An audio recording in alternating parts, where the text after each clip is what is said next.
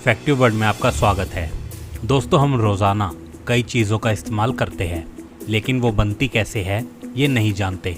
ऐसी ही एक छोटी सी चीज़ है माचिस, जिसे हम अपने घरों में रोज़ इस्तेमाल होते देखते हैं। माचिस बहुत काम की चीज़ है, इसके बिना आग जलाना संभव नहीं है। हालांकि अब आग जलाने के लिए अच्छे लाइटर भी आ चुके हैं, लेकिन आज भी माचिस का प्रयोग लाइटर से ज़्यादा किया जाता है। इसके पीछे कई वजह है, जैसे माचिस काफ़ी सस्ती आती है और ये लाइटर से तो बहुत ही ज़्यादा सस्ती होती है। इस वजह से माचिस का प्रयोग बहुत ज़्यादा किया जाता है। चलिए जानते हैं माचिस के बारे में कुछ और बातें। लेकिन इससे पहले आप लोग हमारे चैनल फैक्टिव वर्ड को सब्सक्राइब कर लें और इस बेल आइकन को प्रेस करें। और दोस्तों, इस वीडियो को एक लाइक ज़रूर दें। माचिस का निर्माण इंग्लैंड के जॉन वॉकर ने 1827 में किया था। इसे लकड़ी के टुकड़े पर गोंद, starch, antimony sulphide, potassium chlorate लगाकर बनाया गया था, पर यह सेफ नहीं था। दोस्तों, चलिए सबसे पहले आपको बताते हैं कि माचिस बनती कैसे है। पहले माचिस की तीलियों को हाथों से बनाना पड़ता था और हाथों से ही उसके सिरे पर मसाले लगाए जाते थे। लेकिन 18वीं सदी के बाद अधिकतर कारखानों के अंदर माचिस के सारे काम मशीनों से किए जाने लगे। यह मशीनें 1 घंटे के अंदर 3000 बॉक्स तैयार कर देती है। अलग अलग निर्माता माचिस को अलग अलग तरीके से बनाते हैं, लेकिन माचिस बनाने की मूल प्रक्रिया तकरीबन एक जैसी ही रहती है। माचिस की तिल्लियाँ बनाने के लिए ऐसी लकड़ी को काट कर लाया जाता है जिस पर भिन्न भिन्न रासायनिक तत्वों को आसानी से लगाया जा सके और वो उन्हें कुछ हद तक सोख भी ले।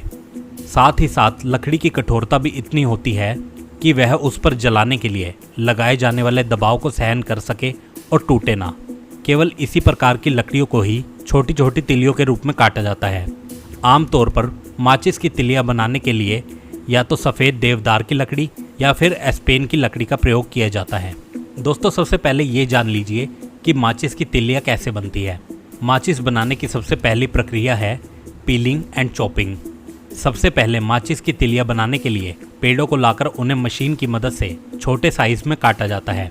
फिर तिलियाँ बनाने के लिए लकड़ी के टुकड़ों को रोटेटिंग मशीन में लगाकर बारीक छिलके के रूप में उतारा जाता है। फिर इन सब पील्स को इकट्ठा करके मशीन में लगाकर बारीक माचिस की तिल्लियों के रूप में काटा जाता है। ये मशीन 1 मिनट में 10,000 से ज़्यादा माचिस की तिल्लियाँ काट देती है और फिर इन सब तिल्लियों को इकट्ठा कर लिया जाता है।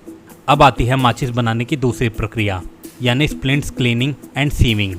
काटी गई तिल्लियों को इकट्ठा कर दूसरी शेकिंग मशीन पर डाला जाता है और इस मशीन में बहुत से होल होते हैं और ये मशीन हिलती हुई, आधी टूटी हुई और ख़राब तिल्लियों को होल की मदद से बाहर निकाल देती है और सही तिल्लियों को आगे बढ़ा देती है। तीसरी प्रक्रिया है splint treatment, cleaning and carbonising. Carbonisation एक ऐसी प्रक्रिया है जिसमें ठोस कार्बन छोड़ने के लिए ईंधन को हवा के बिना गर्म किया जाता है। इस प्रक्रिया में तिल्लियों को स्लाइडिंग मशीन की मदद से कार्बोनाइजिंग मशीन में डाला जाता है। माचिस की तिल्लियों को ठोस बनाने के लिए तिल्लियों को मशीन की मदद से बिना हवा के गर्म किया जाता है और इसके बाद इन तिल्लियों को मशीन से बाहर निकालकर इकट्ठा कर लिया जाता है। फिर इन तिल्लियों को आगे मशीन बनाने के कारखाने में भेज दिया जाता है, जहां पर इन तिल्लियों पर केमिकल वर्क किया जाता है, जो हम आपको आगे इस वीडियो में बताने वाले हैं। दोस्तों, अब आपको बताते हैं मैच बॉक्स बनाने की प्रक्रिया। पहली प्रक्रिया कार्डबोर्ड कटिंग। माचिस का डिब्बा बनाने के लिए कार्डबोर्ड का प्रयोग किया जाता है। सबसे पहले बहुत से पतले कार्डबोर्ड को इकट्ठा कर एक साथ मशीन की मदद से चारों तरफ से काटकर एक बराबर कर लिया जाता है। दूसरी प्रक्रिया है प्रिंटिंग।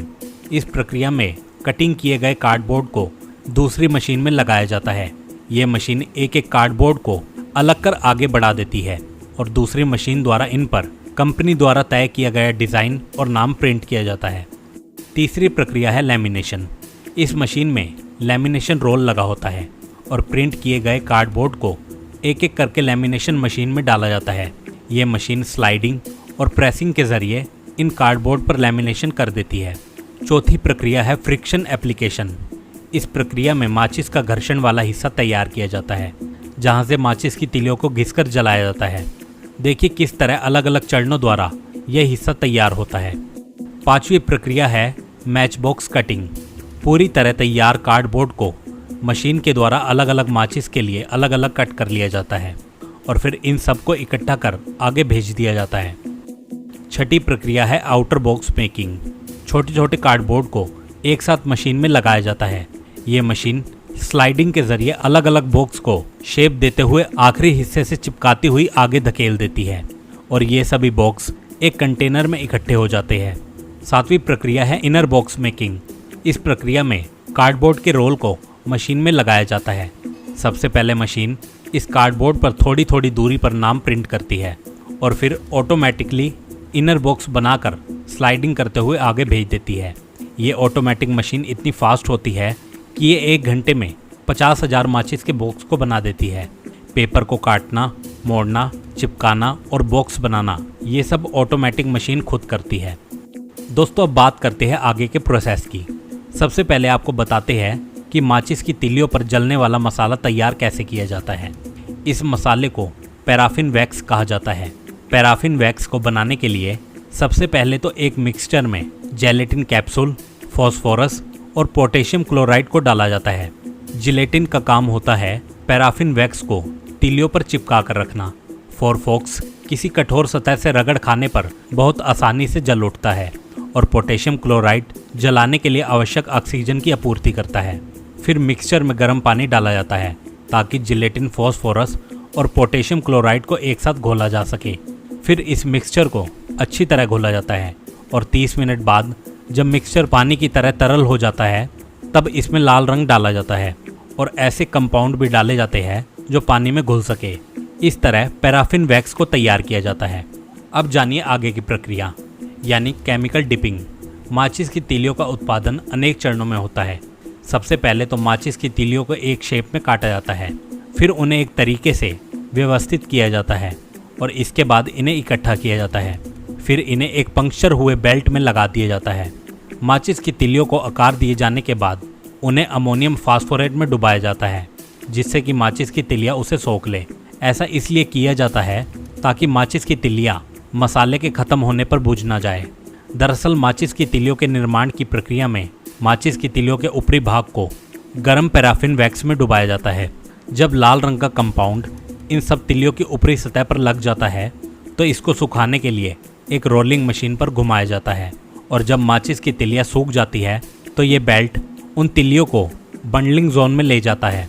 इस बंडलिंग जोन में एक बहुत से दांतों वाला पहिया घूमता रहता है जो इन तिलियों को बेल्ट में से निकालकर एक कंटेनर में डाल देता है।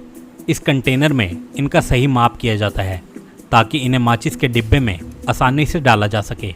माचिस के डिब्बों के उत्पादन की प्रक्रिया में माचिस के डिब्बों का बाहरी भाग एक अलग ट्रांसपोर्ट लाइन पर चलता है जो कि प्राथमिक बेल्ट के समांतर होता है। दोनों ही बेल्ट जल्दी ही रुक जाते हैं। उसके बाद मशीन क्षमता अनुसार माचिस की तिलियों को इनर बॉक्स में फिल करती है। ये गत्ते के डिब्बे कंटेनर के नीचे लगी एक ट्रांसपोर्ट लाइन पर निरंतर चलते रहते हैं। एक बार में करीबन 100 माचिस के डिब्बे भरे जाते हैं।